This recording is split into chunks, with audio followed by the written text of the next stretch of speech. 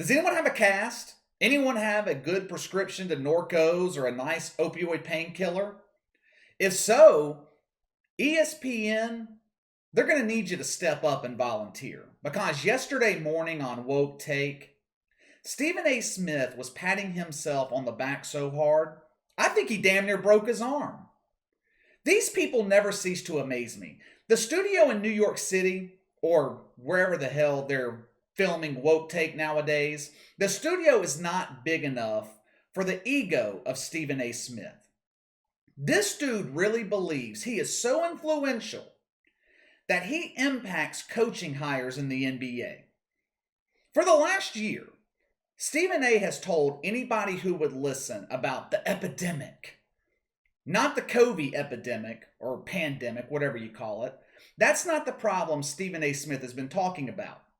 He has ranted endlessly about the supposed bias against black coaches in the NBA.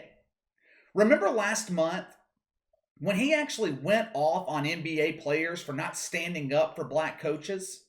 Stephen A's blamed everybody, players, owners, the media. Never mind the fact that back in 2013, there were 14 black head coaches in the NBA, basically half the league. But no. Stephen A., he doesn't bring that up. That doesn't fit his agenda. This past season, there were 7 black head coaches in the NBA. That was it. And that wasn't enough. There's a bias in this league against black people. I go back to the same point that I've made I don't know how many times. I never hear white players or members of the woke media complain about the fact that there's hardly any white people in the NBA.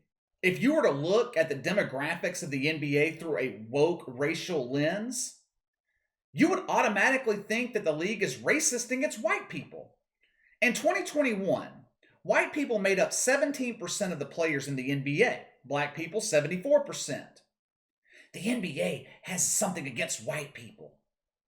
No, black people are just better basketball players. How many white superstars have there been in the history of the NBA? Larry Bird? Steve Nash? We have Luka Doncic now? There really haven't been very many. That doesn't mean there's a bias. There's some major conspiracy in the NBA against white people. It means the best athletes, the best basketball players happen to be African American. That's it. It's as simple as that. Teams and coaches, they don't care about the race of a player. They care about one thing. Can he help us win? It's the same when it comes to teams hiring a head coach. Let me tell you the reason Stephen A. Smith was busting a nut all over Woke Take yesterday morning. There were 8 head coaching vacancies in the NBA this summer. Out of those 8, 7 were filled by black coaches. According to Stephen A. Smith, he and he alone is responsible for this revolution in the NBA. Ain't nobody pushed this issue more than me. I'm the reason these black coaches are being given this opportunity. I'm that damn important. I'm that damn influential. People listen to me. I drive a Dodge Stratus. That last remark's a throwback to 1990 Saturday Night Live. Some of you guys might know what I'm talking about. Classic Will Ferrell sketch. But let's get back to Stephen A. Smith. Using his logic, 7 NBA teams, their owners, general managers, have spent the last year watching First Take. They have listened intently to Stephen A. They threw out their normal hiring procedures and hired their next head coach based on race and race alone. Does that make any sense to you? You mean I'm supposed to believe these people running teams worth hundreds of millions of dollars, where the only goal is to win basketball games, based their coaching hire on race, all because Stephen A. Smith complained about it?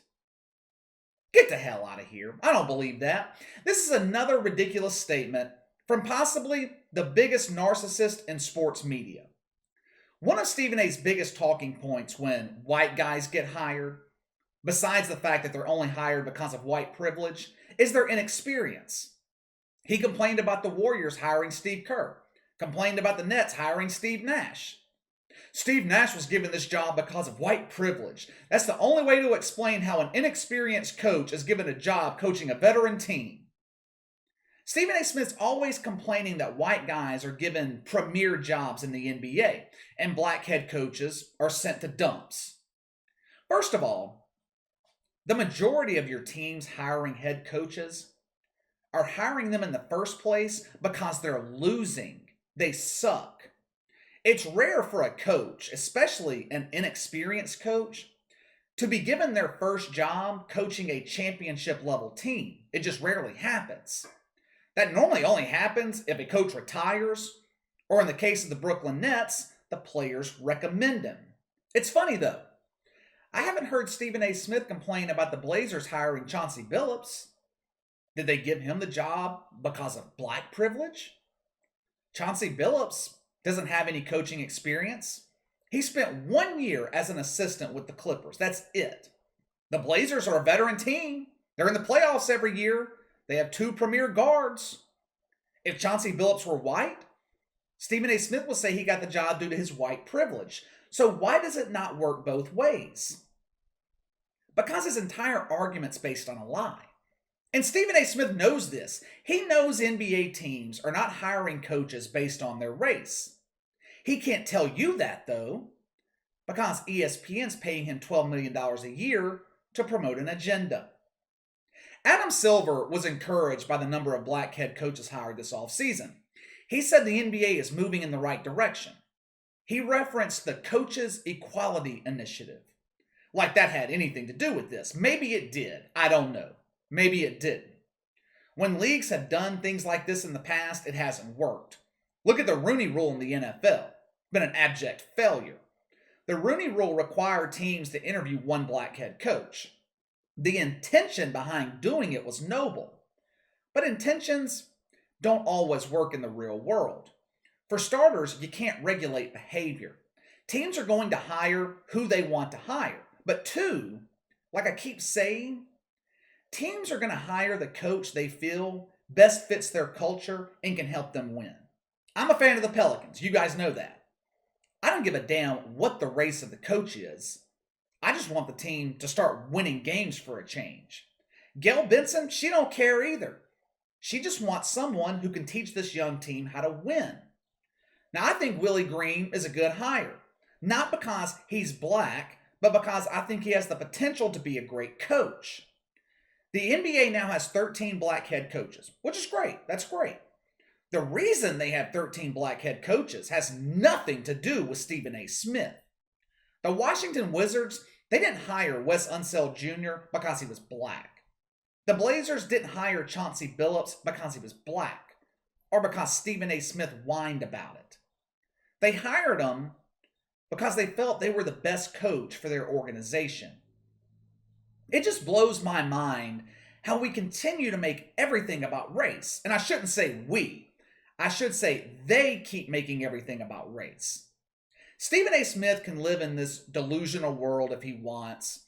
Let him think that he made some kind of positive impact on the NBA. Watch. The NFL's going to be next. I think there's only 3, maybe 4 black head coaches in the NFL right now.